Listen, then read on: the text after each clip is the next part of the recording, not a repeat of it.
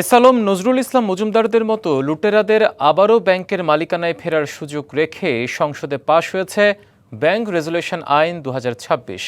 অন্তর্বর্তী সরকারের জারি করা অধ্যাদেশে নতুন একটি ধারা যুক্ত করে শুক্রবার এই আইন সংসদে পাশ করে ক্ষমতাসীন দল বিএনপি। বিশ্লেষকরা বলছেন, এর ফলে চিহ্নিত লুটেরাদের আবারও ব্যাংকের মালিকানায় ফেরত আসার সুযোগ তৈরি হলো। বিরোধী দলের জনমত যাচাইয়ের প্রস্তাব নাকচ করে শুক্রবার জাতীয় সংসদে কণ্ঠ ভোটে পাশ হয়েছে ব্যাংক রেজুলেশন আইন ২০২৬।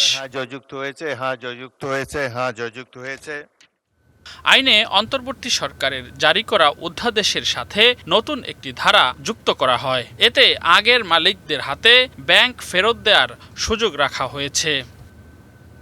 নতুন আইনের ১৮ ক ধারা অনুযায়ী একীভূত হওয়া ৫ ব্যাংকের আগের উদ্যোক্তারা সরকারের দায় দেনা পরিশোধের অঙ্গীকারের মাধ্যমে আবারও ব্যাংকের মালিকানা ফেরতের আবেদন করতে পারবেন।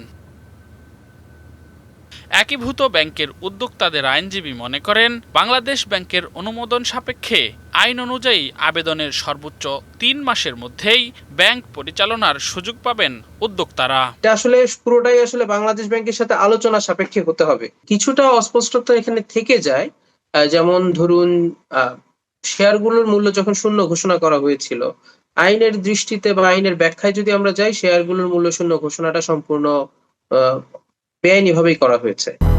200-র বেশি সার্ভিস ও ফিচারে লেনদেনের সব বিকাশ অ্যাপে সম্ভব। বিশ্লেষকরা বলছেন, নতুন আইনে ব্যাংক লুটেরাদের আবারও ফিরে আসার সুযোগ করে দেয়া হয়েছে।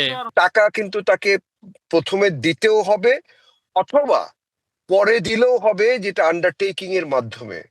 তাহলে যারা অ্যাকচুয়ালি আপনি বলতে পারেন যে কালপিটস, যারা লুট করেছে ব্যাংকগুলি বা লুটার্স, তাদের একটা কিন্তু উইন্ডো ওপেন করে দেওয়া হলো।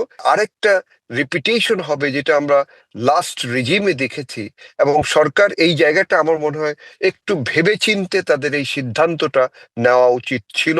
অন্তর্বর্তী সরকারের সময় শরিয়াহ ভিত্তিক ৫টি ব্যাংকে ব্যাপক অনিয়ম দুর্নীতির প্রমাণ মিললে সেগুলোকে একীভূত করে সম্মিলিত ইসলামী ব্যাংক চালু করা হয়। সে সময় উদ্যোক্তাদের শেয়ার শূন্য ঘোষণা করে বাংলাদেশ ব্যাংক। রেদওয়ানুল হক, ডিবিসি নিউজ, ঢাকা।